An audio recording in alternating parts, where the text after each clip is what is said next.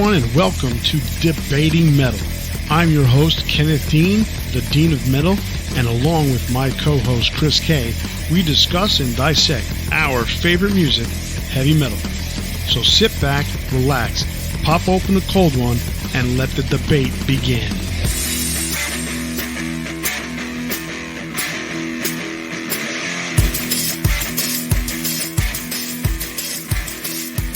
Welcome back to Debating Metal. I'm your host, Kenneth Dean, the Dean of Metal, with my co-host, Chris Kaye. Each week we discuss and dissect the hard rock and heavy metal bands we all know and love. Each week we'll also discuss some bands and albums you may not know that you should definitely be listening to, as well as giving you our big four on various bands, albums, musicians, etc. This week on episode 10, we're taking you beginners back to school with Metal 101. We'll be talking about 3 of the biggest albums in metal hard rock history and go over some of the more popular subgenres out there and give you a little info on each. Later in the episode, you wanted the best, you got the best. This week's Big 4 comeback albums. We've also got another What Should You Be Listening To? All right, but before we begin, let's recap what we discussed last week on episode 9. Last week we talked about live albums and what we liked and didn't like about them. We spoke about Kiss Alive and Alive 2, UFO's Strangers in the Night, Judas Priest's Unleashed in the East, Ozzy's Speak of the Devil, and Iron Maiden's Live After Death. So if you missed last week's episode or any of the previous ones, be sure to stream or download all our episodes from your favorite podcast platforms. And don't forget to rate us or leave a review. Chris, what was our Big 4 last week? Last week we picked our Big 4 anthems. To check our list, find us on Instagram, Facebook, or Twitter, and let us know if you liked our picks or if you think you can do better. Let's start things off with What Should You Be Listening To? Kenneth, how about you start us off? All right. This week's choice for me was a little difficult because I was preoccupied coming up with a Big 4. And part of Always takes a little bit of time. Yeah, Metal 101 topic. But I'm going to pick Alter Bridge and their new album, Walk the Sky. I'm going to be honest, I haven't given it a complete listen. I heard it when it came out, and it came out back in October of last year. From what I heard, it was typical Alter Bridge, but I didn't hear a big single off of what I had heard right off the bat. Needless to say, they are coming to Houston. They're on tour. Currently, most bands are not on tour because everything's been shut down. Yeah. But they are coming to Houston at some point. Hopefully, they won't be delayed. But if they don't come, hopefully they reschedule. But they're on tour. They're supposed to be coming here, so I really want to check them out because I think they're a great live band. And to me, they're one of those don't miss shows. I love their last few albums. They've got some really heavy riffs now that really intrigue me. I gotta say, this album is a little softer, which is not necessarily a bad thing.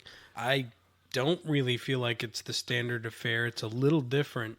It kind of harkens back like the first couple albums. And for me, that wouldn't be a problem. So, like I said, I haven't given it enough of a listen to me to really to absorb it. I'm such a big fan of theirs that, the fact that they have an album out, that means that they're going to tour. Yeah. And if they're touring, that means I want to go see them. And I've seen them once, but they were an opening act when I saw them. So they only played for like 45 minutes, maybe an hour. Gotcha. They didn't put on their full show.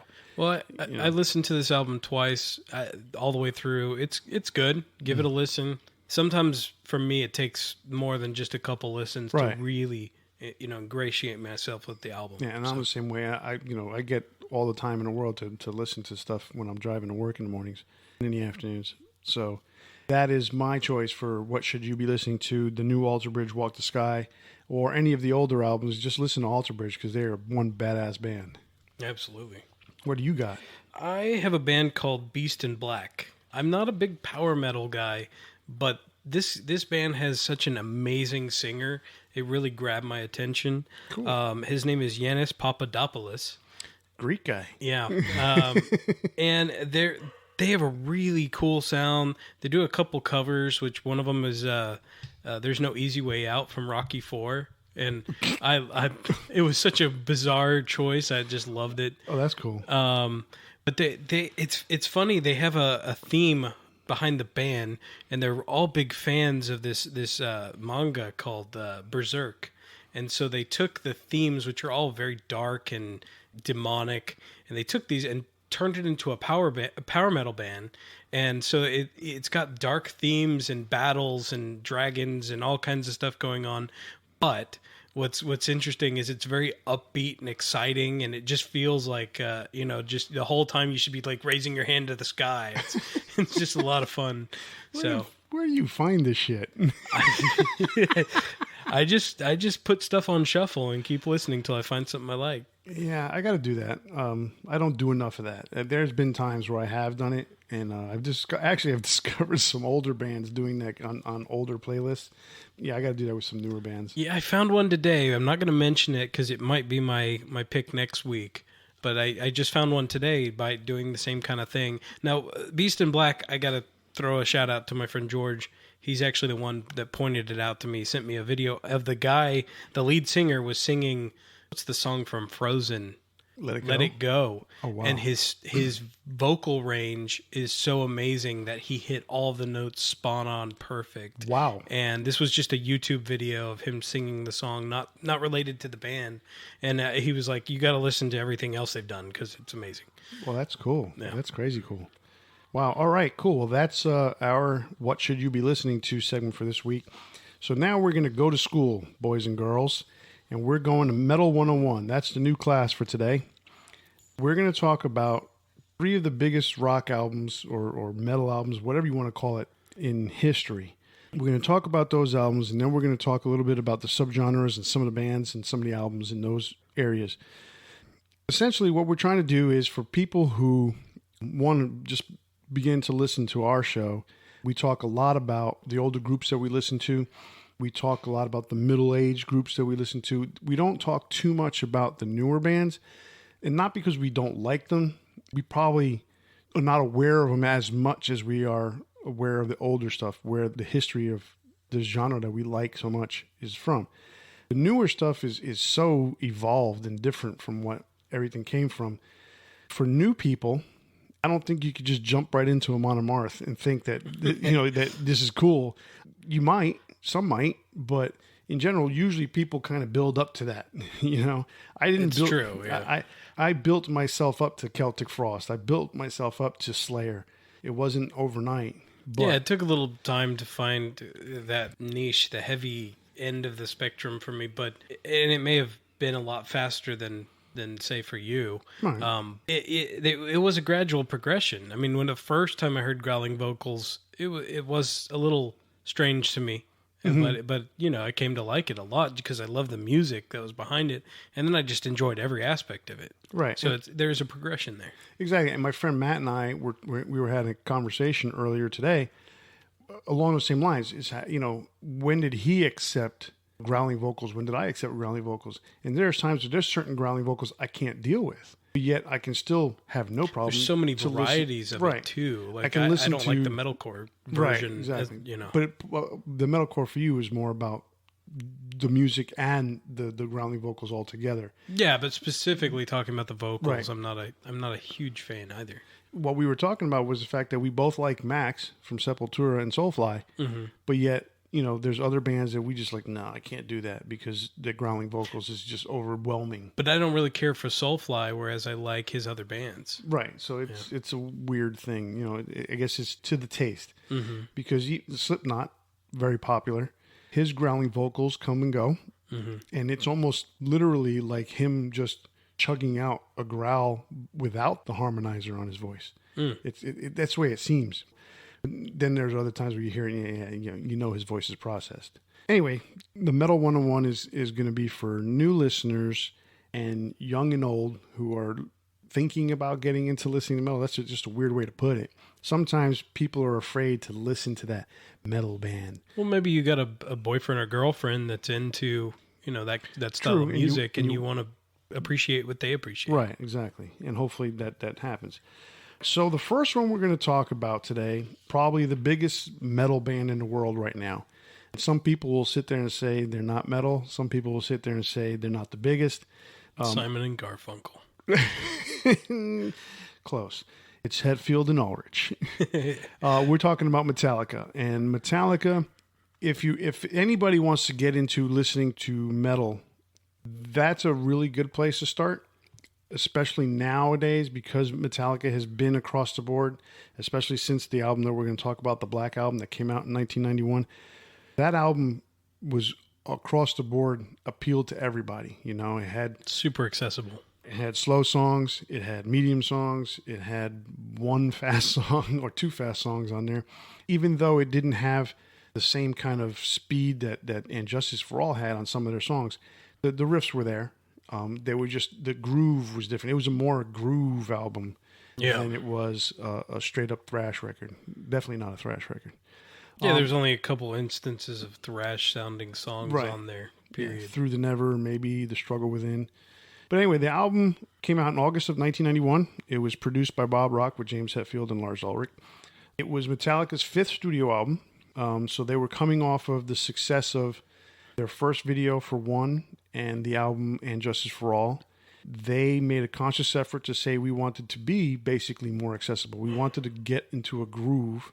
So they altered their songwriting just a bit. They also altered the way they played. Specifically, Lars, instead of doing the crazy fills, he tried to be like Phil Rudd. That was his thing. He wanted to be Phil Rudd for an album, and he did it.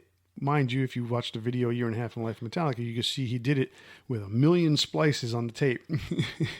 But he did it. It had 5 big singles off of it, including Enter Sandman. The other songs were Sabbath True, The Unforgiven, Wherever I May Roam, and Nothing Else Matters. They all have videos for them. The album debuted at number 1. It spent 3 weeks at number 1, which is pretty impressive back in any of the SoundScan era, because from 1 week to the next, a new album comes out, they usually jump right to number 1 because they're the biggest selling album that week. Yeah, it was an interesting time, and definitely after the heyday of metal in general. As much as you say that, what's weird about that is that year, Monkey Business came out, number 1 from Skid Row. Heavy, heavy album. Second Kick came out that year, but it didn't go to number 1 or anything like that.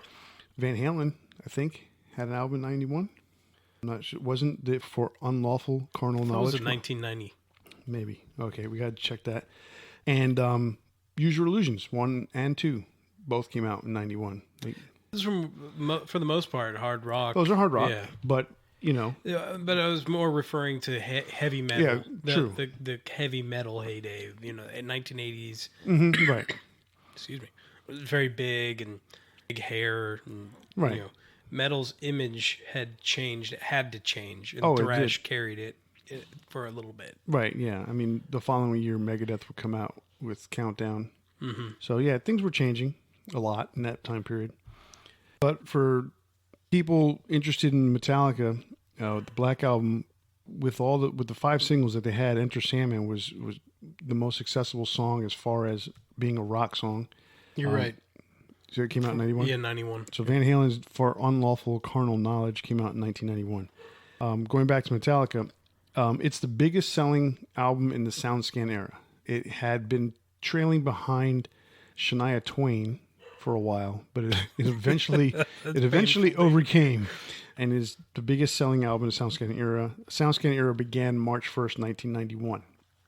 Ever since then, basically, sales for albums have been electronic, and then now with the advent of streaming and downloads, there's an additional part to that, to album sales. So the album is sitting around 16 million. It's probably a little bit more, and they just haven't calculated it, because apparently the album doesn't sell less than 5,000 copies a week. I find that amazing. Wow. At one point, it was doing 1,000. It has never sold less than 1,000 a week, and they said it was currently doing about 5, which is just incredible to me to think about that. But that also could be an old news data at that point. I saw that earlier today, so I would say it's probably not doing as much as that. But at one point, to consider it not doing less than 1,000 copies a week, I mean, that's pretty insane to think about. That's pretty crazy. I mean, there's a lot of reasons why this is a popular album. I mean, how many times have you been to a baseball game when they played Enter Sandman? Oh, yeah. Basketball game, football game. Everybody knows The Unforgiven, Wherever I May Roam. I mean, they're all huge hits that I've heard in so many different capacities. Yeah, for sure. Sabbath True. that's sampled by Kid Rock. By Kid Rock, you know, sampled by Kid Rock, and then Avenged Sevenfold did a song very similar sounding. I mean, they almost ripped the song off completely. Okay. On one of their albums, I can't remember when it came out, which song it was. The album is influential in many different ways. It was a landmark album, a landmark tour. It was, I mean, Metallica's biggest album, Metallica's biggest tour for the most part. So it was the epitome of their heyday. Yeah, and it was a huge transition between their original thrash sound and what was coming after with Load and Reload. Yeah, so it was quite a change for a lot of fans. Although they brought in so many more new fans with this album as single after single after single began to come out. You know, people were like getting more and more on board. Old fans were, I guess, some of the older fans may have been feeling left out. You know, or they started to cry sell out. But they've been crying sell out since Ride the Lightning. There's a video with Cliff that says, yeah, you know, if they think we sold out, so what? You know, if we wrote a song like Fade to Black. Fade to Black, you're talking about the second album, you know? I mean, I think for the most part, they didn't lose any of their fan base. I mean, they lost a few people, I'm sure, with the transition of their sound. But they had gained so many. And there was a lot of fans that held on. I mean, there's you can't give up on one album unless they just completely change to country music or something, you know. Right. And even then, some people still... I don't want to hear country Metallica. It's around. I, as a fan, you know, I embraced it. I got to see them in that tour. It was a great show. I mean, it was 3 hours long. Yeah. You know, it was an evening with Metallica. They had no opening act, and they came out, and from minute one to the end, it was just all out blitz of songs. Because I think during that tour, they didn't really play Nothing Else Matters that much. I think they brought it in later on when it became a hit single, which was probably a year later. Okay. I mean, the tour lasted almost 3 years because it started in half of 91, all of 92, and all of most of 93. So probably a good solid 22 months or something like that. That's nuts. You know, Iron Maiden used to do that, and that was nuts. But now they're doing the same thing, but they're only doing 50 shows a year. So now the shows are lasting the tours are lasting 3-4 years, but they're doing only 200 shows. Yeah, they're playing when they want to play, when it works for all of them, so right, that they can live their separate lives. Exactly. So for those people who are interested, Metallica, the Black Album, is one of the better albums to pick. Yeah, it's a good starting point for heavy music, but still has an accessibility that maybe the thrashier albums don't necessarily have to everyone. Right. It won't be a far transition for you to listen to the Black Album and then go back to Injustice for All or pick up Hardwired. You know, one of these other albums that they're definitely a little harder, but that you can see where the transition's going. Right. Okay. So we're going to continue with Guns N' Roses' Appetite for Destruction, produced by Mike Klink, released in July of 1987. It's the debut album, even though they had already released their it was an EP. EP, yeah, Live Like a Suicide, even though it's not a live album, right? But it's to kind of mimic a live setting. It was an EP. It was also independent. You know, so this was their debut album on a major label. I don't even feel like I have to list all the songs because everybody knows them. But Welcome to the Jungle. I mean, oh yeah, that's played at every football game, every baseball game. So commercials. Yeah, it's been in movies.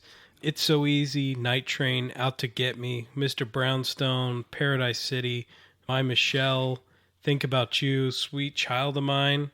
Who hasn't heard that one? You're Crazy, Anything Goes, and Rocket Queen.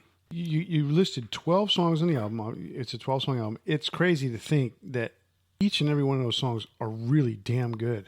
Yeah, every single and they're one. pretty well known. Yeah, I mean they've been on something or. I think the weakest song on that album is Anything Goes. Probably the least known. I still like that song a lot. It is a cool song. It's a very cool song. There's so much that's interesting about this album, also because this is the conglomeration of 5 guys that brought in songs that they wrote before they joined this band. And it's all that stuff that they've been working on and building up, and you know every great band puts out that first album that's so raw and filled with emotion. And this was it. This was their chance to make it. Oh yeah, this was one angry album. It had so much attitude. Yes. Attitude. So yeah, there's 5 singles on the album, 3 videos. They reached number 1 in the United States, 18 times platinum, number 1 selling debut album of all time. That's quite impressive when you think about it, because debut albums tend to sell well most of the time for popular, acts. And there's a reason why, because, like everyone talks about, you've had a lifetime to record your first album. Oh, yeah. But in this case, I mean, this just far outdoes anything. I mean, this blows Boston's first album out the water. This Foreigner's first album, all these, Led Zeppelin's first album. I mean, this thing is just far and away above all those albums as far as quality from beginning to end, and then to think about how that band is in general, it's insane to think about how those 5 guys got together and were able to actually do something like this. Yeah, because it's so.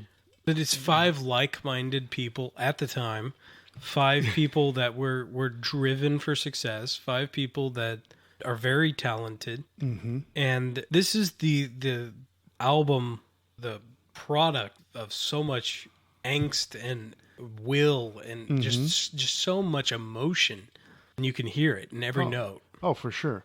Because they're such a volatile band, the next release that they put out is an EP, basically reissue Live Like a Suicide on their major label, but they add 4 more songs, all acoustic. And you would think that a band like that just wouldn't be able to put that together like that, but at the same time, I mean, Patience is a huge hit for them.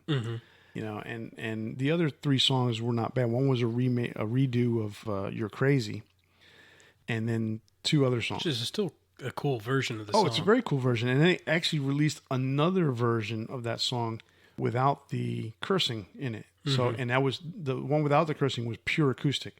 The one that's on Lies is actually like an electric acoustic. To think they go from all that volatility to this sweetness, if you want to call it that. They still keep their sense of humor with, she used to love her, and still they had to kill her. But who knew in 1987 they're releasing their debut album? It wasn't long before they'd start imploding. Yeah, exactly. So unfortunately, a couple years later, things started to go sideways after they released their Use Your Illusions albums. But, even before that, they had to fire Steven Adler. Oh, true. I mean, he was just too strung out for him. I mean, it was just he did record Civil War. But that was the only song that appeared on Use Your Illusions that was from right. Yeah, that was a holdover from the Days of Thunder soundtrack. So the album 18 times platinum that's insane to think about how many albums it sold. It is a great record from beginning to end. They even had controversy before it got released because they had the cover was a Robert, was it Robert John who was the artist? I think so. Let me look it up while we're talking about it. That cover controversy for a robot essentially standing over a woman that appears to be raped. It's a cool cover, but it says a lot about a brand new band putting out an album. It ended up getting changed. There's so much controversy in everything they were trying to do, everything they would, put out. Right. Even the Spaghetti Incident has words at the bottom of the cover that are in the Zodiac Killer's oh yeah, that's right, letters. But by then they're doing it on purpose. Oh yeah. They ended up changing the cover to Axl Rose's tattoo of the cross tattoo that has the skull faces of the 5 members of the band. Robert Williams. I knew it was a Robert that had done it. So anyhow, Guns N' Roses' Appetite for Destruction came out in 1987. That's the second album that we've talked about that is one of the biggest selling albums of all time, hard rock heavy metal albums. And that's the other thing too. My wife and I were having this discussion just last night. How do you categorize this album? Because it came out mid to late 80s during a time where the metal bands, the hair bands, that's what they would eventually become, or for lack of a better term, glam metal, which we'll talk about in a little bit. That genre was at its height. Okay, but Guns N' Roses, to me, in my opinion, was not a glam band. they had a look. Axl Rose had the look at the first album. And so did Duff and Duff, but immediately somewhere in the middle of that Appetite tour, that look changed. I mean, Steven Adler still even has the big hair. Yeah, but that's just big. that's a guy who can't get out of his own skin. I think the attitude carried it. I mean, they were trying to fit an image at the beginning, but they had clout. They had the ability to kind of do what they wanted to do. I mean, I'm sure a lot of the record labels were pushing bands to look a certain way, of course, to be a certain way, and I can't imagine they didn't do the same towards Guns N' Roses. But once they started and they were so violent on stage, and Axl was talking about how one time they were playing in South America and somebody started. There was a chicken on the stage, and somebody the chicken fell off into he picked up the chicken and kind of pushed it off into the crowd, and they ripped it into shreds. I mean, they were just violent. I mean, and it was just an attitude. That's the best way to describe it. I mean, don't get me wrong. I mean, they're a great band. She was describing them as a hair metal / pop metal band type of thing. I was describing them as more of a sleazy rock metal kind of thing, So I always kind of picture them as just a hard rock band. I mean, right.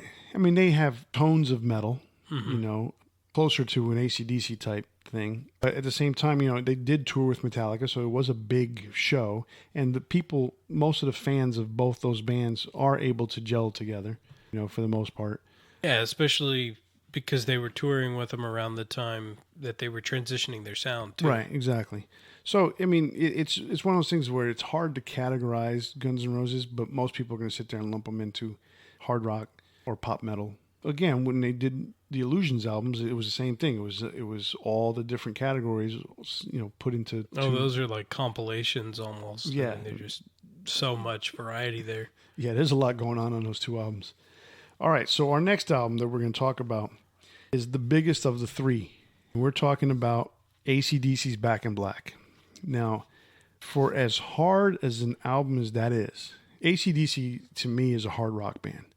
That album transcends into metal because of how hard that album hits. Yeah. Back in Black, Shoot to Thrill, Have a Drink, or Shake a Leg, all those songs. I mean, Shook Me All Night Long. Yeah, I mean, You Shook Me All Night Long. All those songs, the whole album is not well known in terms of the popularity of songs like Appetite for Destruction, where all 12 songs are just almost known, like almost the average fan can almost recite all 12 songs. But the big songs are that big. Exactly. Back in Black, You Shook Me, and Hell's Bells are that big that album is so enormously huge. The album came out in July of 1980. And the paper says August 1991. That's what you call cut and paste problems. It was produced by Robert John Mutt Lange, the same guy who produced Highway to Hell, for those about to rock, and he did Def Leppard's biggest albums, Pyromania, right? Yep. Hysteria, Adrenalize, but the first album was High and Dry, right? Yeah. Right. So he did all those records. So that's the Mutt Lange touch. So it was AC/DC's 7th or 8th studio album, and you say 7th or 8th because it depends on what you count, American or international. If it's American, it's the 7th studio album. If it's international, it's their 8th studio album. We can do a whole episode on and we will. The confusion of the albums of AC/DC and missing songs on various releases and where you can find them. Yeah, exactly. So the album itself had 4 singles off of it with 3 videos. And for that time, they weren't really videos the way they got made later on, a few years later. They were live concert videos of Back in Black, even though it was the soundtrack of the song, them playing over the actual track, but it's them live in concert for the most part. Yeah, which they had done a few videos like Jailbreak before, right? Where it was a video, right? Exactly. But most of their videos, especially during the Bon Scott era, were live performances. What's funny, they Let There Be Rock was a conceptual video. Mm-hmm. Jailbreak was a conceptual video. Highway to Hell was a live concert video. Live concert video. Didn't they do another one? They did a few. There was very few. And But- I mean, if you watch, like, say, for instance, watch Family Jewels, Mm-hmm. which was the collection of videos from both eras, most of what you see on the Bon Scott disc is going to be live performances on Right. some show or, like a late night show, something like that. Right. Whereas if you're watching the Brian era, there's not very many live performances. It's all videos. Right. They did a video for You Shook Me, which actually later on they re-released the video or a video for them with different footage because I think it was the Who Made Who album. They Yeah. it was the greatest hits, and they had the song became popular again. It was the greatest hits. It had a couple new songs, or just the one? Was it two new songs? And it was a soundtrack for Maximum Overdrive. Stephen One of King your movie. favorite movies. I love that movie. Anyhow, Back in Black is played at stadiums, Hell's Bells. I mean, how many people use that bell? I mean, that was man. Trevor Hoffman's signature introduction when he came out for the ninth inning to close for the San Diego Padres. You Shook Me All Night Long, Back in Black. I mean, Shoot to Thrill was the lead song on Iron Man 3. That Yeah, was I their mean, single. they even made a whole album of, I think it was Iron Man 2 Is it two? I soundtrack. thought it was Yeah, three. it was Iron Man 2. It had a soundtrack of AC/DC songs. Right, exactly. And so, and then that would be the one AC/DC compilation that would be considered their greatest hits, even though it was a soundtrack for a movie. Yep. So they're two greatest hits they've done. And they were both soundtrack for They're movies. soundtracks for movies. So the album reached number 4 in the U.S. It didn't go number 1. It was one of those slow builds. I mean, it did well right out of the box, but it was still one of those things that when you think about a year later, they put out another album, and this thing is still selling. It went to 25 million copies sold. And I think I read today it's in the 40 million range worldwide, which is crazy. insane. I mean, the only album, it is the number 2 selling album of all time, behind Michael Jackson's Thriller. That's crazy to think about, a hard rock heavy metal album being number 2 of all time. Which brings me to tell you, Dee Snider is on a crusade to get AC/DC to play the Super Bowl next year. And it had nothing to do with the fact that J-Lo and Shakira played, so much as that they wanted someone to represent rock, metal specifically. And Dee Snider's on this crusade. He's trying to get 100,000, 250,000, 500,000 signatures to shove it in Roger Goodell's face that people want to hear their metal/hard rock. And the most accessible band to do that would be AC/DC because of Hell's Bells, Back in Black, and You Shook Me, which are played at almost every single sporting event across the country. You said something that I have to bring up. I want to say I had read that the Eagles' greatest hits had actually surpassed Michael Jackson in sales. And I don't know. I want to say that's the top-selling album of all time. So now I'm wondering if AC/DC number 3. now they're at number 3. We're gonna have to research this. We'll research this and come back to that another time. But we'll figure it out. But at one point, they were the number definitely 2. at one point. I think with the Eagles, I don't know how much the Eagles were outside of the U.S. Yeah. because Eagles are really, I mean, they're almost country, and in the 70s, Country rock, yeah. yeah, in the 70s, country really didn't go outside of the United States, country music. So that's not to say that the Eagles were country, but there was a lot of elements of country music that the Eagles played. So I can't sit there and say that they're going to be a worldwide phenomenon, whereas AC/DC definitely was a worldwide phenomenon, as well as Michael Jackson. Oh, yeah. Just to think that, let's put it, the 3 biggest albums in the world, the Eagles, Michael Jackson, and AC/DC. Such 3 different styles of music. Oh, completely. And to think the entire world likes this stuff. Can gravitate towards those Exactly. specific things. That's interesting. And AC/DC in particular, it's just amazing, as hard as they are, how people just love listening to Highway to Hell, Back in Black, and all the stuff that they play all the time. It's pretty incredible. All right, so moving on. We've talked about the 3 biggest selling hard rock heavy metal albums of all time. So for you newbies out there, heavy metal started in for lack of a better time period, the late 60s, 68 if you're a Deep Purple fan, but that Deep Purple in 68 was not what you heard in 1971 or 70. 1969, Led Zeppelin released 2 albums. So a lot of people say it started right there because those albums, blues-based, very heavy in some cases, very light in others. So Led Zeppelin is a hard rock band. And then beginning of the following year, 1970, Black Sabbath comes out. And that's where everyone sits there and says, that's the birth of heavy metal. Even though it's not really a heavy metal album. It's not, but it's some heavy stuff. It's very heavy, and you can tell that's what's the genesis of metal right there. When you think about when anything starts, there's always, it has to start somewhere, and it's always going to be not what it really ends up being. Absolutely. That's the general theme of things. There's something that like Venom. Venom is not a black metal band, but they are. But they spawned black metal. Venom, Slayer is part of that. Celtic Frost, Hellhammer / Celtic Frost, they were the beginnings of death or black metal, depending on how you want to look at it. But they were more, Slayer is a thrash band, Venom was a thrash band, and Celtic Frost, it's a cross between what would become, again, it's one of those things where it eventually evolved, the black metal scene.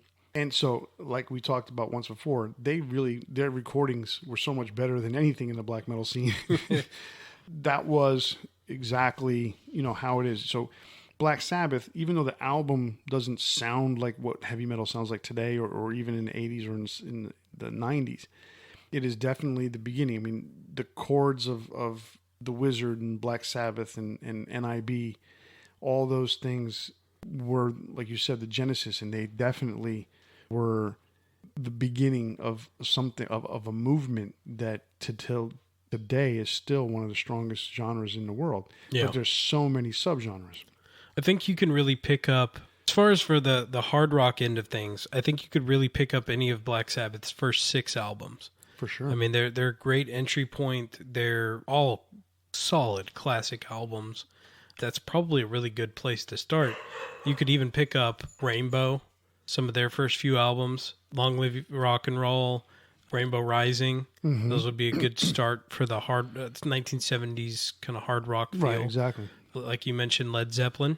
Yeah, Led Zeppelin is so accessible, but there's so many elements that could be so hard from them. The 4th album is considered, Stairway to Heaven is considered one of the greatest songs ever written, and it goes from absolutely minutely quiet with a flute to this really heavy guitar solo at the end. Yeah, I love the guitar solo. I mean, it's incredible. And then it ends with this little quiet passage. It's crazy how good that song is. 7 minutes long. Yeah, it's pretty dynamic. Yeah, exactly. So there's so many different examples of stuff that you can listen to with all the subgenres. So now you go into the 70s, and the biggest thing with the 70s is you got glam rock, which is not the same as glam metal. To me, they're two different things. The New York Dolls and Kiss and Alice Cooper being glam rock is not what Rat, Motley Crue, and Poison were in the 80s. You can't compare them. So you got your glam rock in the 70s, and then as the 70s are ending, things are starting to get harder and harder and harder. And you get into the new wave of British heavy metal, which then turns into basically heavy metal as we kind of know it now. That was, Black Sabbath got harder with Heaven and Hell. Ozzy got harder. All those albums get harder and harder. So the subgenres began to develop as the 80s went along. And then thrash started in 1982, 83, 82, with Metallica's No Life to Leather demo. And from there, things have just splintered like crazy. And there's so many different categories: alternative metal, progressive metal, melodic death metal, symphonic death metal, grindcore, black metal, hair metal, power metal, doom metal, groove metal, gent, whatever the hell that is. There's just so many categories. But in the end, everybody is linked by one thing: their love of metal. You can sit there and not like a category. I can sit there and not like a category. But the bottom line is, somewhere along the way, that person or you or me are going to like something similar. Yeah. It's guaranteed. Let's go over some examples of some of these categories that we're talking about. And for some of the new people out there that's listening, this is going to be one of these weird things. Like, we don't listen to a lot of this music, so we're not going to really go in depth with some of these bands. You might know them better than I do, and I might know some that are better. You're definitely going to know some of them better than I do, yeah. The bottom line is that for the most accessible, we talked about the accessible 3 biggest records, but pop metal, or hair metal as it's known today, is probably the next most accessible version. People don't care, the metalhead that you meet on the street might, nowadays is not going to probably know a lot of that. They're going to know more of the new metal stuff, which slowly evolved into metalcore. Yeah, if you see a guy walking down the street with a black shirt with, crazy letters on it that you can't read it, they're probably not going to listen to Twisted Sister. That doesn't say that they won't. Right. But exactly. They might not. If you can't read it and it's got a lot of scribble all over it and it looks like spider webs, it's probably black metal. Probably. Or death metal of some sort. But it's crazy to think about some of those bands. I mean, when you look at the examples that I put on this list here of death metal, my example of death metal, what I kind of heard, and I don't want to use the term grew up on because I didn't like death metal, the really guttural vocals that are completely hard to understand. Bands like Cannibal Corpse, bands like 6 Feet Under, Morbid Angel, those bands. I mean, I've never heard Benediction, but I'm pretty sure they're in that same category. To me, we've talked about this before. Is how do people understand it? I mean, do you stand there reading this stuff with the words in there every single time? Because I can't really imagine trying to learn the words for half. I think that's a big part of it. I think a lot of people just love the attitude of what they're listening to, much like, we talked about with Guns N' Roses' attitude. Mm-hmm. And that they're in for the whole thing. I remember being a little kid and picking up an album and going through every aspect of it while the song's playing, reading the lyrics along. I can't imagine it's any different than that. I mean, you're just picking it. I did the same thing with death albums. And I can understand those. I mean, I've never had a problem understanding what Chuck said, but I still did it. I wanted to know every word. But you were in that CD period, where people could still buy CDs and read the lyrics and stuff. Mm-hmm. And nowadays, kids, I don't know how they do it. I mean, unless they're going on the internet and downloading the lyrics. Yeah. Because they're not buying albums. So how are they learning the lyrics? Well, on the iPod, it used to show the lyrics of songs if you bought the song on iTunes. Right, but on iTunes, they kept changing it. There was a period of time where one version of iTunes didn't have the lyrics at all. They took it off. And people cried for it and they brought it back. And then the next version after that, you had to hit like 3 different things to get to the lyrics. So it made it so hard to get to it, you almost didn't want to do it. Yeah, pressing 3 things. The kids don't have patience for it. Oh, shit, I didn't have patience for it because, there used to be where you touch the album cover and the lyrics would pop up for that song. Yeah, just flipped. Right. Yeah. Then it became, you touch the album cover, it gives you a list and stuff, and then you had to pick the lyrics. Okay. Then it became, you touch the album cover, and then nothing happened because they completely took it out. And it was touch the album cover, touch the list, and then when you touch the list, another album cover popped up again, and then you had to touch the list again and to get to the lyrics, and then the lyrics would flip over, and so to get back, you had to hit 3 things to go back. It was really a pain in the ass. I have no idea what iTunes is doing right now as far as that's concerned because I haven't downloaded anything from iTunes. I listen to Spotify, but even then, I still use iTunes because I have an iPhone, but it's supposed to be changing, and I haven't seen the new version of it. Gotcha. One thing that you have shown me is death is different than all the other death metal bands, specifically for what I was surrounded with. I wouldn't say all of them. I mean, I would say they were the early, like kind of like Black Sabbath, right? Yeah. Exactly. They're the originators of this genre. Mm-hmm. They're the ones who essentially created the genre because of their name. They did most of their stuff out of Tampa, right? That's where he started, yeah. Right. Whatever, that evolved very quickly with the Cannibal Corpses and the 6 Feet Unders and the Malevolent Creations, that all the bands that came out of Florida or went to Florida to record to get the death metal sound of Morris Sound recording studios. Mm-hmm. It was all the same to me. It was just like all guttural. I mean, I would rather hear death because it was more understandable. he's screaming, but I've learned how to deal with it now. I didn't learn how to deal with it back then because I was like, what's with the screaming? But eventually it became something you had to kind of get used to. Yeah. Death was more understandable. The band Death was more understandable than any of those other Tampa bands. But what's typically called death metal now, and just straight death metal, is more like what you're saying. The Cannibal Corpses, right? Those, whereas there's deviation into melodic death metal, the Gothenburg sound, all these others that's where they deviated, and that's kind of where that follows Chuck more closely. Right, exactly. Yeah. And even then, but like for instance, Amon Amarth, they're from Sweden. There's that Swedish death metal, or Swedish melodic death metal, and the Gothenburg sound. They're not really the Gothenburg, but they are melodic death metal. So when I listened to them for the first time, I quickly dismissed them. I was like, yeah, I can't deal with this. But then you introduced me to them in a weird way by telling me to listen to a cover of System of a Down and the Aerials cover that they did. It's not that I found it funny, because it wasn't funny like in a bad way. It was humorous to me because it was so good, yet listening to them do this guttural sound, Aerials, and it was pretty cool. Yeah. I mean, the music itself was awesome. And then, the vocals did not detract from the song, which is the good thing about it. Bands like that, then, I got to listen to that. I still have trouble with some of the screaming vocals. Where people just sound like they're ripping their vocal cords apart. American metalcore stuff is still tough for me because some of them are harder than others, like Dahlia Murder. There's just so many varieties of the scream or the growl or guttural growl, like Glenn Benton's so deep it's crazy. But yeah, there's such a variety out there, and that's kind of where we want to go with this is, list a few different genres, pick a couple albums. Where should you start with those genres? And, continue the Metal 101. Well, I guess this would be Metal 102.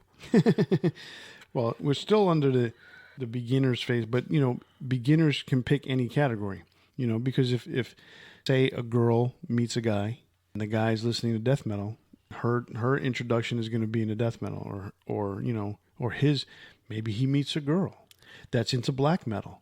Well, holy crap, that's pretty cool. But so the guy wants to sit there and learn about who Cradle of Filth is or who Behemoth is. He might go that extreme right off the bat. You never know. So let's go over these few categories that we got here. I was going to make a divorce joke there because you left it open for a second and then you started talking again, right? When I was about to say it. Because you said maybe he meets a girl and, and he's listening to death metal. And then they get married and divorced in 5 years because they can't agree on music. Exactly. I mean, things like that happen to people we know. But it's one of those weird things. Raising my hand. There you go. All right, so let's go over these categories real quick. Okay, so let's go with what the 80s turned into. We can start with pop metal, hair metal. Right, pop hair metal. For me, the biggest band to come out of the 80s in the pop hair metal category would be Poison. And the best album that they put out in the 80s would be Open Up and Say Ah. To me, that's the defining line for pop hair metal as far as I'm concerned for the 80s. I mean, there's a lot of bands to pick from. A ton of bands. Yeah, I mean... a lot of hairspray was used. There are a lot of good entry points. This is an odd one for me to say, but I got to go with, Motley Crue. Mm-hmm. Shout at the Devil. Because it's just such a big album. It's accessible. Most people have heard the song Shout at the Devil. But there's more than that. I mean, there's just a large number of songs on the album that people can just easily jump into and have probably heard. And even if they didn't know it was Motley Crue, they're aware of it, I get you. For me, Motley Crue, my album would have been Theater of Pain. Because that was, to me, was even more hair metal style. But I get you, because it was up between, I didn't know if I wanted to put Shout at the Devil or Theater of Pain. But it's a good choice. Another genre to come out of the 80s was thrash/speed metal. My favorite band of all time is Metallica.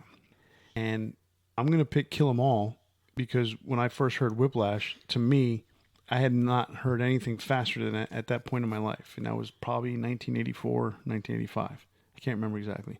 And that just blew my mind away. I mean, I had heard AC/DC. I had heard Judas Priest. Judas Priest, Free Will Burning is nowhere near as fast as Whiplash. I thought that was crazy fast. And then I heard Whiplash. So that's my album to come out of the 80s for Metallica. Okay, I'm going to go with one of the biggest bands, another member of the Big Four, Slayer, with Rain and Blood. And that was even faster. Yeah, even faster, even heavier. Even though it's heavy, even though it's loud and in your face, it's still a really good entry point because the songs are really good.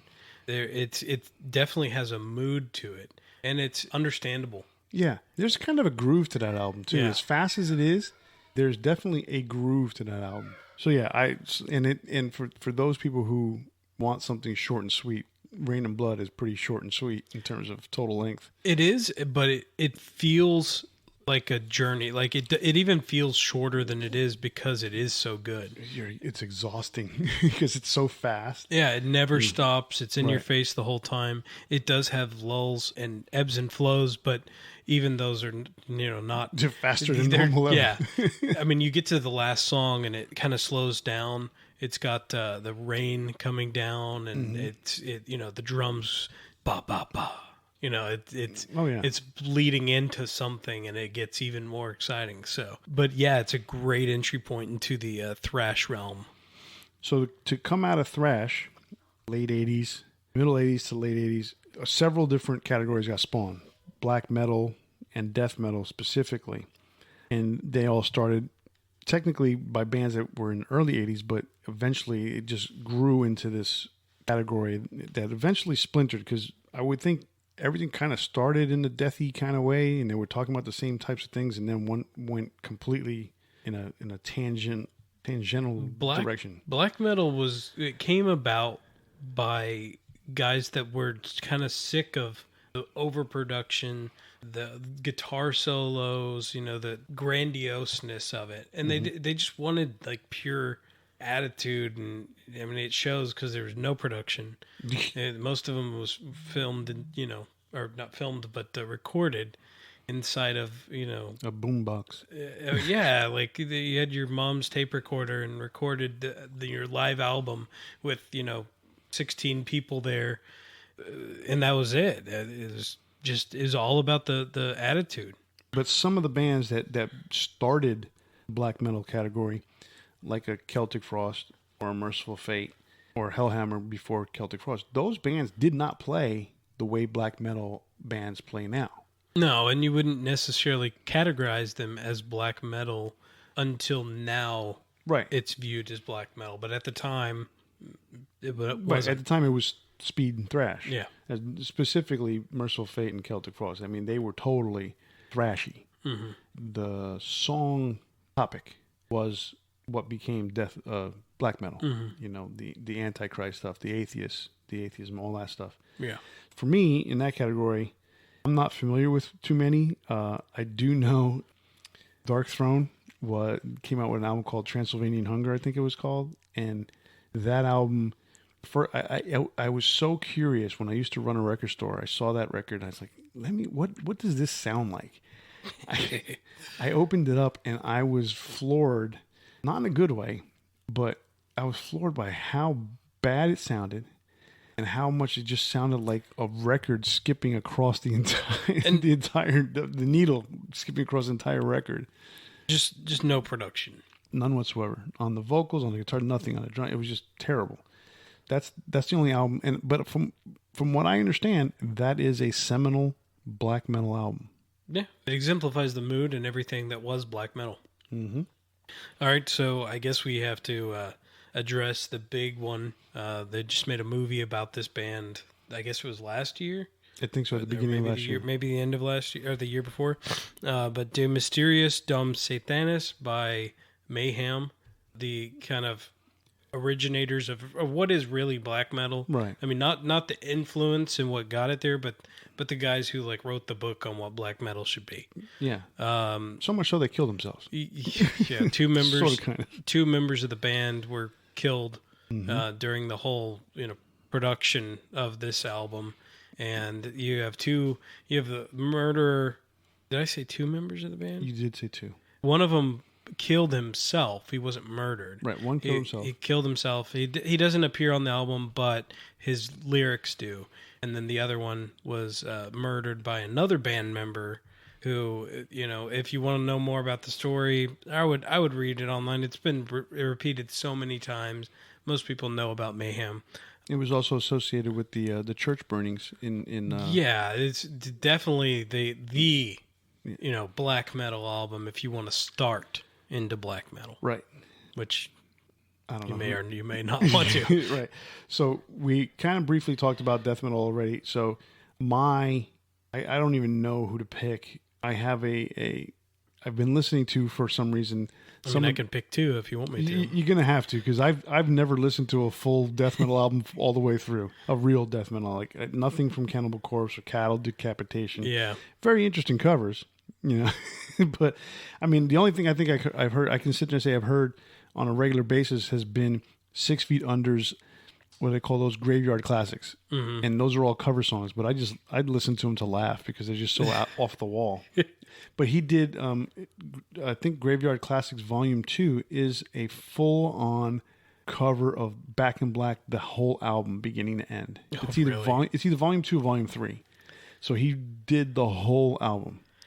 I'm not going to say it doesn't count. I say him because it doesn't count into the genre, but But he did it in the style of the genre. Yeah, if it bridges you into it, that's. No, but that's what I was saying. That's the only thing that I've heard, and that's from what's the singer's name from 6 Feet Under? Barnes. Yeah, it's the original singer from Cannibal Corpse. Right. Yeah. So his last name is Barnes. So for death metal, I mean, I got to go with my boy's Death. Right, that's your boy. Human. Okay. It's got Lack of Comprehension on it, which is a pretty well known song. It's a really solid album. Featured on the album are Paul Masvidal and Sean Reinert, who were both in Cynic. So even can go in a different direction there. But it's really accessible music-wise. The lyrics take a little bit more... I mean, not the lyrics, I'm sorry. The vocals take a little bit more to get used to if you're trying to get into the death metal range. But it's got really interesting song topics. I mean, Lack of Comprehension is just about people not understanding each other. There's a lot of musical value in the songs, but there's also a lot of value in the lyrics that he is putting down. And at this point in the band, they were evolving more into social topics. So it's getting away from the gory blood. Yeah, like the early, start to the band where it was all about, blood and guts and, shock value. Yeah. Maturity, Yeah. And for number 2, let's go with Morbid Angel. Another really cool death metal band, Altars of Madness. It's an album that every death metal fan is probably well aware of. David Vincent on vocals has a pretty good range vocally for a death metal guy. Has a high and a low. But yeah, another classic that it's just kind of rip roaring and gets you going and stays exciting the whole album. That's cool. Maybe I'll give it a spin. Right. I don't know. I mean, to me, I think we owe it to ourselves to listen to all of these albums. We do, but the reason why I say that like that sarcastically is because there is so much out there that I want to listen to. Oh no, I'd rather not listen to that because I want to listen to something else that probably would be more enjoyable. I think for what we do here, we do need to give ourselves the opportunity to understand what it is that we're talking about more so than what we already know. I think during this whole experience, I mean, just 10 episodes in, I've opened up to more things just talking about some of these things and the stories behind them. And I think it's an important thing to do is keep your ears open and listen to something, because even though the first time you listen to it, maybe it didn't hit you the right way, but somewhere different, a different time in your life, it comes in and you go, okay, well, I can relate to this. Yeah, for sure. I mean, there's just stuff. I mean, there's a couple of deathy things that I've heard recently that I'm like, this is not bad. All right, so moving on from death metal, let's stay in a similar genre. The Gothenburg sound, or that scene. Mm-hmm. What is that called exactly? it's melodic death metal. All right, so it's melodic death metal. Mm-hmm. So there's different categories of melodic death metal, correct? Yeah, and the Gothenburg sound was more. It originated in Sweden, and it's pretty distinct in that regard. I mean, I guess it originated by At the Gates. Okay. And that was Slaughter of the Soul, which is a seminal album. I mean, it just very melodic, a lot more range, a lot more variety, a different take on the genre. And what's exciting about it is it introduced more of a like what bands were doing with guitar solos in hair metal. Mm-hmm. That was kind of brought back into death metal. Okay. So you had that melodic sensibility, but not the high vocals and singing about parties and stuff like that. Parties and getting laid. Yeah. Right. Still singing about mythology and dragons and all kinds of stuff. Yeah. So, At the Gates, Slaughter of the Soul. Slaughter of the Soul. Okay, so that's the seminal album for that. I'm not aware of any others that I know. I'm not into that stuff. So, what's another album that you would pick out? I would have to go with In Flames, Clayman, and I think I've talked about it before. But the only reason I picked that specific album is because it is still the Gothenburg sound. Mm-hmm. Before they kind of changed their sound as well. But it's the most mature album. It has the cleanest vocals of that era of their music. And it, to me, was one of the albums that bridged me into listening to death metal. Not death metal, but melodic death metal. Right. Okay. Yeah. All right. So bringing it back to this side of the Atlantic, in the late '90s, another genre began to emerge, and it was what they call nu metal, and actually started in the early '90s. And we're skipping right over the grunge scene because it's not all metal. Some of it was metal, but not all of it. So the nu metal scene that came out in the mid '90s basically started with Korn, and it was that drop C, almost drop B, 7-string guitar sound. With in terms of Korn, to me they weren't like a rap band, because some of these nu metal bands combine rap with metal. They're the whole down-tuned, slow, chuggy sound mixed with relatively clean vocals, whining and whining, and about how you were just having a bad day, but which eventually turned into bands like Disturbed, Limp Bizkit, Linkin Park, Nonpoint, OTEP, and Slipknot being the biggest band to emerge out of that scene. I mean, I almost don't put them in the nu metal category, but they're lumped inside there because the first album had elements of kind of rapping, but it wasn't really rap. It wasn't like a guy who's sitting there trying to do hip hop in the middle of a song. It wasn't like Rage Against the Machine. He was talking during parts of the song, to the point where Corey Taylor actually did a rap for Soulfly, for Max on Soulfly's second album, Primitive. I'll go with the Slipknot, and I'll go with their first album, the self-titled debut, because that album is what broke the doors open for everything that came out of the early 2000s, late 90s, early 2000s. And they are probably the biggest band, I would say the second biggest band in the world right now, behind Metallica. So what do you have? You can pick a second. I'm going to go, so the other end of nu metal is something similar, what I like a lot, Disturbed. Okay. And I'm going to go pick their second album, Believe, where they got away from a song from Stupefy, which was real popular, and the way they had that song. To me, that's like Godsmack, and it was that song that says "Go Away" a lot. Jeez, I can't remember the name of the song, but that song was so different from everything else that Godsmack did that it didn't make sense. Same thing with Disturbed. Stupefy is so different from everything else that Disturbed does that it didn't make sense.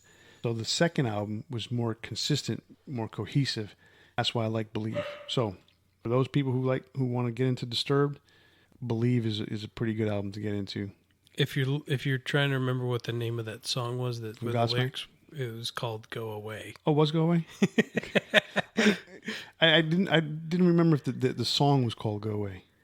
That's what I'm seeing here. Song "Go Away," song by Godsmack. All right, so it is Go Away. That song is so different from everything else on the album. It's too catchy. I mean, they got Or maybe catchy it's called whatever. That's what it is. I think people call it "Go Away" because that's the lyric. Right. It that is people whatever. remember. That's the name of the song. That's going to irritate somebody listening to this. Go, no. Exactly. Whatever was the name of the song. That's why we love metal fans. I couldn't remember for the life of me. Whatever. Exactly. The song is catchy. It's cool. It's a big hit for them, but it was so different from everything else that they did. To me, like, their second album was more cohesive. It was all very similar sounding songs. Same thing with Disturbed. That's why I would rather pick Believe as an album for people to get into with Disturbed, because it's more consistent, cohesive. It's all sounds the same. Mm-hmm. Although Down with the Sickness is a pretty cool song. I like their later stuff better, where it's more of storytelling. I like that. So another big category that I wanted to mention is power metal. And I know you know a little bit about power metal. I know a little bit about power metal. I'm not big into it, but I can sit there and say this. One of the earliest bands, and they were like this from the beginning, they weren't considered heavy, a power metal, Manowar. Mm-hmm. I was a big early Manowar fan. But now they're definitely considered a power metal band. They are what power metal is. Yeah. And even then, in 1982 and 83 and 84, they didn't really change much. You know, they were still singing with the high vocals. They were still singing, you know, about Valhalla and all that stuff. Almost Viking metal to a degree. Barbarians. Exactly. Yeah. But what they sing now is the same thing they sang back then. And the style hasn't changed.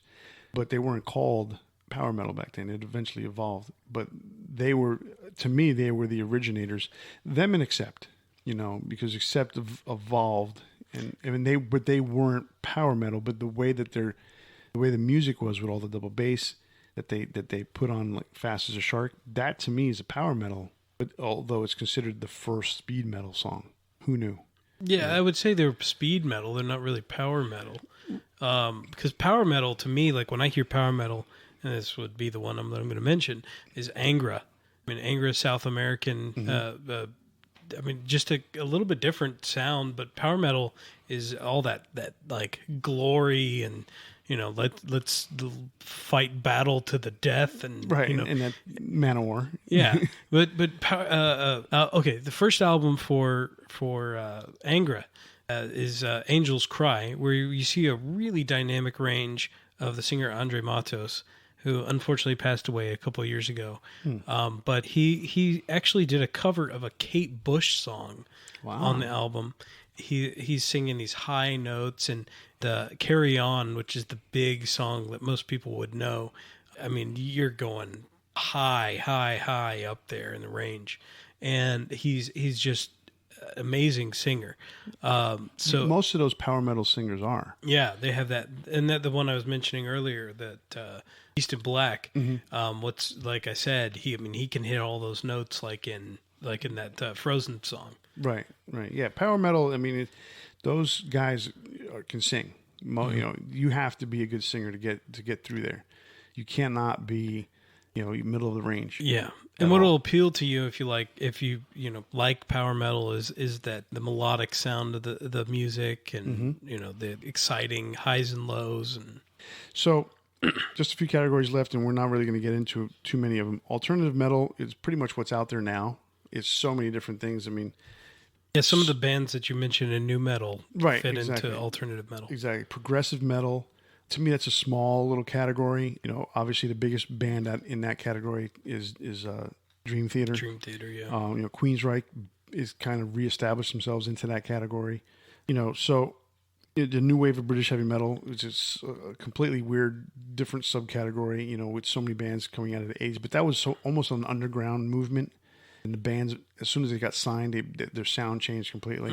You know, and the last one I'm going to mention, and is because we can mention this one band, the groove metal. Okay, came out of thrash metal, and the one band that literally cemented groove metal was Pantera. Mm-hmm. They changed from a hair metal band virtually overnight. They became a groove metal band with their debut album, and more so with the second and third, obviously. But they Cowboys from Hell. I mean, yeah, that's a groove and a half right there. So they cemented themselves as the beginners, originators of groove metal. So for anybody who's out there who wants to listen to some cool groove metal, anything from Pantera, basically. Well, not the later stuff. Great Southern Trendkill wasn't as groovy. It's not as groovy, but it's still a heavy album. Oh, it's still heavy. But yeah, the groove is found It's not a good starting point. No. Yeah. You got to go start. You got to take the journey with Pantera. With Pantera, you definitely have to take the journey because each album is a progression of harder and faster. Yep. Even though War Nerve has got groove to it on Trendkill, but you have to build up to that because it's going backwards is very difficult because it changes so dramatically. We have mentioned all these categories, and hopefully someone listening will understand there's so many different things that they can get out of metal in so many different categories and so many different bands and so many different styles. Pick one, you enjoy it, and go see a show. That's the most important thing, is go see this live because it's outstanding. That's the best thing I could tell you. I mean, this year, my goal was to go see a concert every month, and hopefully that continues. Unfortunately, we're dealing with this virus that's out there. But one thing that's opened my eyes is that I went to see a couple shows that I probably wouldn't have just gone on my own. I enjoyed the heck out of them. I found something to enjoy in every show. So get out there, go see bands. That's the way they're making money too. Support these guys, and just go enjoy yourself, because I guarantee you'll find something. If you're opening up your ears, you'll find something that you love. For sure. And if you see a show in a local club or small venue, do understand a lot of these guys, they're not rich and famous. The ones that are rich and famous are the ones on the big stage, the big arenas and the big stadiums. Those guys are the rich and famous guys. But the ones that come to the small venues, the House of Blues, or the even smaller venues like in Houston, the Warehouse Live or Scout Bar, those guys probably have day jobs, and they just have a thing where they can take time off and go on a small tour. So definitely support them. Buy the CDs, buy a T-shirt, buy something. Buy them a beer. Most of those guys will come out after the show and go hit the merch table, and they will hang out with you and buy sign anything that you buy. But if you buy them a beer, they'll love you even more. And they'll definitely take a pic with you. Yeah, I'll say one last thing along those lines. Mm-hmm. I have a good story to tell on that one. A friend of mine, I've mentioned a couple times, George, and I went to go see a band called Obscura. And we were standing talking to this guy that was at their merch booth. He was wearing glasses, had his hair in a ponytail, and we were just talking about music for about 10 minutes. And my friend asks, "Hey, what do you do for the band?" And he goes, "Oh, I'm the singer and the guitarist." And we didn't even realize it because he had grown like a light, 3-day beard, and he had glasses on, and like I said, his ponytail, and that's never the image that you see when in the photos that they take. Exactly. And so it was just a lot of fun talking to the guy, because we were just talking about bands. And what was so funny too was that he said, it's really good to hear this kind of music. And I say I'm talking about George. He says, I love hearing this music. It's technical death metal. You are doing what Chuck Schuldiner was graduating to. You're continuing on the tradition of what he set, and you sound to me like how things would have evolved had he continued living. Being such a big fan, and it was just a genuine gesture. It was him saying how he really felt. When Stefan, the singer, heard that, he got very emotional because it was nice to hear, just have a genuine conversation with fans. Yeah, that's definitely what it's all about. All right, so we have come to that part of the show where we talk about the Big Four category. And this week's Big Four is comeback albums. And that was a little difficult to categorize because, how did you define a comeback album? I had my own definition. Chris has his own definition. But I think no matter what we pick, there's some sort of story behind each one of these albums. So let's go for it. What do you got? All right. I'm going to start number 4. I'm holding up 5 fingers for some reason. My thumb didn't respond. So I'm going to start number 4 with the softest choice I imagine I'll ever make. Wow. And that's Red Hot Chili Peppers, a hard rock band, with Californication. Okay. That's different. You'll never hear me pick something like this again. But the reason why is... That's the album after Dave Navarro left, right? Yes. Okay. So they put out their most popular album to date, their biggest album. Everything falls apart with John Frusciante just not liking the lifestyle. They're getting into drugs more heavily than ever. You go through several years where John has just completely retreated into the life of drugs, and they've brought on Dave Navarro, kind of changed the sound, tried to be heavier. It didn't really work, and the band's kind of at a crossroads. It reaches a point in John Frusciante's life where he basically realizes he's going to die if he doesn't continue, or if he continues doing things.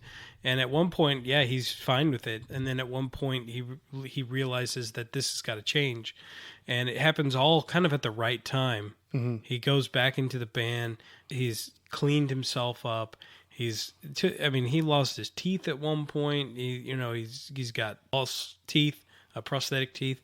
It was a not just a comeback album, but it was a comeback for the band. It was a comeback for their humanity. It was a comeback from the darkest depths that they could be at. And what could be more metal than reaching the lowest lows you can possibly reach? And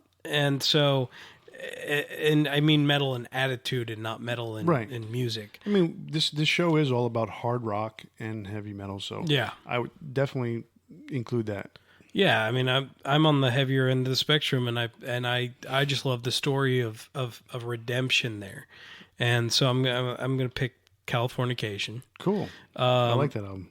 Number 3, I'm gonna go with Heaven and Hell with The Devil You Know. Oh, okay. Yeah, the Black Sabbath, right? Reformed with Ronnie James Dio. Then they decided to do a little bit of touring with Ozzy as well, and not to cause issues with that experience, not just with the touring aspect and fans not knowing who they're going to see, but also the licensing, everything involved, that the egos between Ronnie and Ozzy. It was necessary for them to change what their act was, even though it's the same band that was touring. Right. And they changed their name to Heaven and Hell, and they released an album called The Devil You Know. And it is a solid, very solid album. Black Sabbath style Black Sabbath style metal album. Mm-hmm. And it fit right in the vein of those first 2 albums, the Heaven and Hell and Mob Rules. Right. Not so much as Dehumanizer, but that's kind of an oddity anyway. But what's weird is that one song, it sounds Eating the Cannibals, reminds me a lot of Dehumanizer. Yeah, it sounds like it could possibly be a holdover from those sessions. But it's a really cool album. If you haven't listened to it, definitely pick it up, because it is the last album that's released with Ronnie James Dio, and it's a great one. It is a very good album. All right, so number 2, I'm going to go with Judas Priest with Angel of Retribution. I knew you were going to put that in there somewhere. Well, yeah, I mean, it's kind of obvious. It's a great album. I actually listened to it over the weekend, and I realized how good that album actually is. It really is. And what's cool to me is it not only picks up style-wise, right where they left off with Painkiller, but what's cool about it is that it brings those themes back in. You have him singing about the painkiller. The song Angel of Retribution, he says the painkiller rises again. Mm-hmm. He brings in all those stories that he was telling with Painkiller, and continues, but not only that, but brings in some of the heroes from other songs from earlier albums. And if you really listen, there's a lot of themes that are repeated. So it's almost like a tribute to what they were doing, in that era of their music, but it's also something new. Right. He got into that habit a lot because on Halford's Resurrection, the song "Made in Hell," "Born to Raise from Hell," that song, it has a story from beginning to end of what his life was like, from priest to Halford. Priest to fight to two to Halford. I mean, he mentions two almost specifically, but it's pretty interesting song. And then to continue that in Priest, I mean, it definitely, the Angel of Retribution, that whole song, it's a comeback for sure. Yeah, and that being said, like I like the Ripper era. Yeah, you told me. But there's a lot of bands that don't. Bands. There's a lot of fans that don't, and it is a comeback though, because it's bringing back that old sound. I mean, they changed their sound when they were with Ripper. It was darker, tuned down. They were trying to be what the '90s was giving them, and it didn't work, unfortunately. I mean, it worked a little bit, and the albums weren't bad. They had some really good high points, but nothing. But the fans expect what they expect, and when you're not hearing Halford, it's different. Yeah. So in the same vein, Iron Maiden, Brave New World. That's my number one. Your number one. And you take a band that puts out amazing album after amazing album. In the same vein of Black Sabbath. Just those first 6 albums were just nonstop amazing. You got 2 albums that were pretty good, and then you got Blaze Bayley era, which is very hit or miss for people, and mostly miss.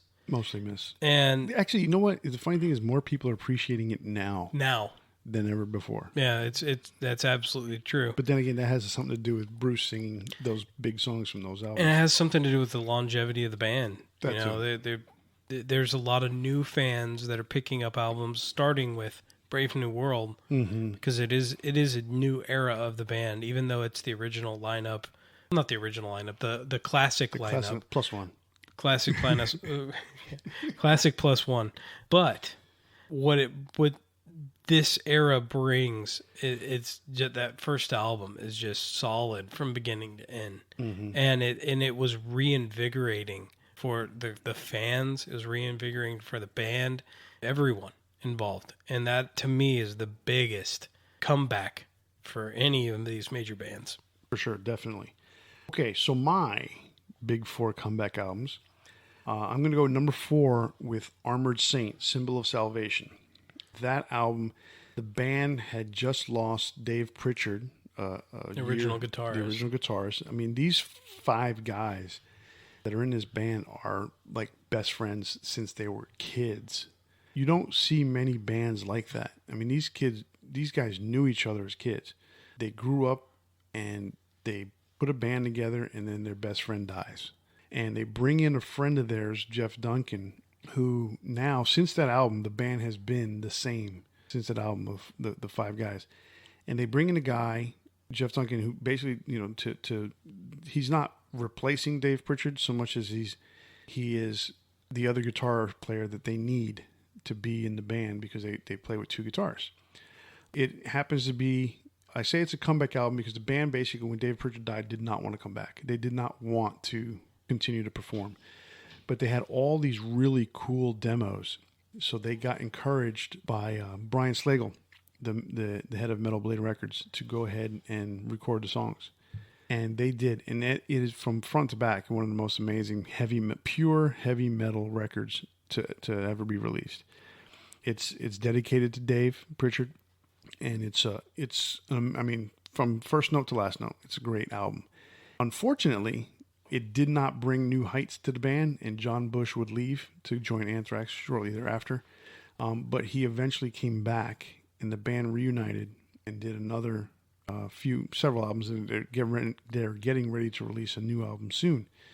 All these years later, this album was released in 1991 or 92, and he left. We all know the story of John joining Anthrax, and then in the mid 2000s he comes back.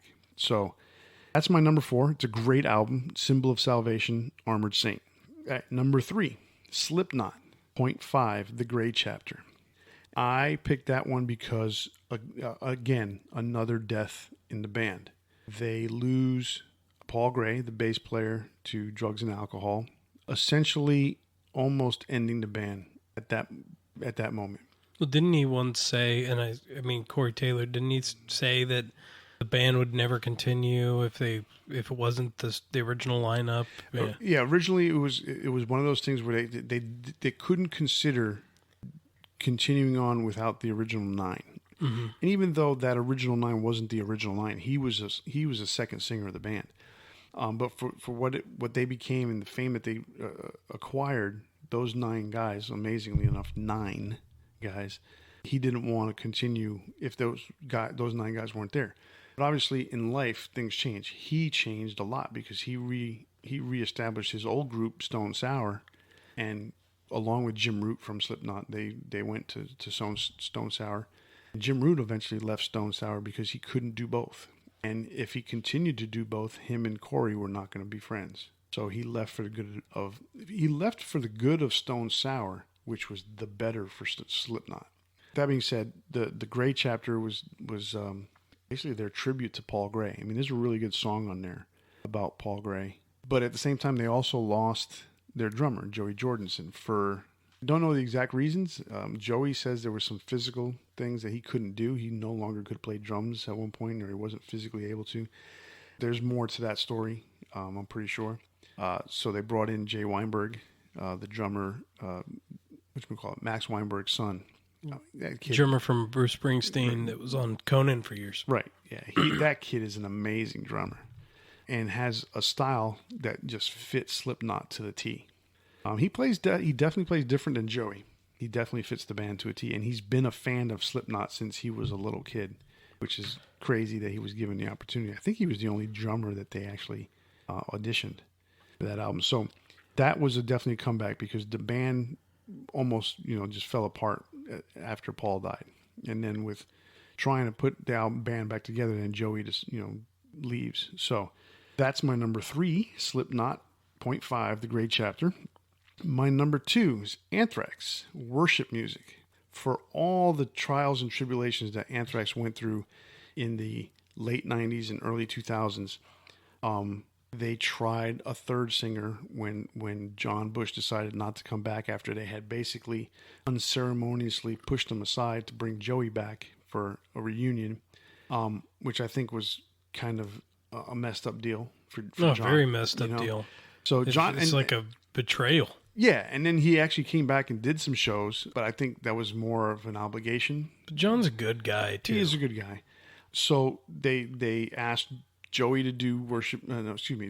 Joey quit. They asked John back in the band. He says, I'll do a few shows, but I'm not committing. He was basically fully committed back to being an Armored Saint. Plus, he had a regular day job. Yeah, he was working on Burger King commercials, wasn't it? He was doing all sorts of things. He was doing voiceover work that was paying really well, and he was able to... Steady paycheck. Yeah. Especially when being out of the band, he wasn't getting that steady paycheck anymore. So he said, no, I'm not going to do it. And so then Anthrax decides to bring in Dan Nelson, which was a mistake. They acknowledged that mistake by firing him. And that's not a complete acknowledgement, but it's an acknowledgement. And they brought Joey Belladonna back. Now, the album Worship Music was pretty much written and done with Dan on vocals, and they scrapped all the vocals, and they had Joey redo them. And it's a damn good album. I mean, it is what you call a return to form. What's cool I like about that album is his voice is much more mature than it was when he first was with the band. Mm-hmm. I mean, it's a bit lower. It's a bit lower. The register is definitely lower. Yeah. And what was really cool about it was that they allowed him to do whatever he wanted. They gave him the tapes. Him and Jay Rustin, I think, was the guy who produced his vocals on the album. And they went into the studio by themselves, and he knocked it out. It's a hell of an album. It's definitely a comeback album for Anthrax. I mean, it was 21 years between Joey albums, and that's a pretty cool thing. And my number 1 is the same as your number 1, Iron Maiden's Brave New World. Talking about comebacks, as you mentioned before, the 2 albums with Blaze just didn't go anywhere. When Bruce came back, they put him in the studio. He re-records Wrathchild. They put it on the Greatest Hits album. You could feel the energy on that song. We talked about it a few weeks ago on the covers stuff that we talked about. And Brave New World is definitely, beginning to end, is an amazing record. I mean, just to hear Adrian come back and playing Wicker Man those first chords that come out, it's an incredible album. I mean, for anybody who has not heard that album from Iron Maiden, you need to go out and get it right now because it's an incredible comeback album. Yeah, I mean, from beginning to end, it's a solid rocker. I mean, Oh yeah, it's exciting. There's a few spots that kind of remind me of Rhyme of the Ancient Mariner. You know, some in there, yeah, and so there's these moments that harken back to the old days, but there's a lot that's new. Oh yeah, I mean, you could tell that the style that they developed with Blaze. Now, I don't know if this was a conscious effort that maybe Bruce didn't want to go into when they finished Fear of the Dark, that they wanted to try and make more progressive music. They wanted to make longer songs. I don't know if that was something that was a conscious effort, but to make a whole new album with a brand new singer and start off the album with a 10-minute song, Sign of the Cross, you knew right then and there Iron Maiden changed. So for those two albums, then they progress into Brave New World, and they bring back Adrian and Bruce, which have different writing styles. And just so much energy, too. Oh, and the energy. So to meld those three writing styles together. And Yannick was writing stuff, too, and he still does, you know. But those three particular writing styles with Steve, Bruce, and Adrian, to bring that element back into the band, brought in new life, new songs, and it was just incredibly good. Mm-hmm. And it's continued to this day.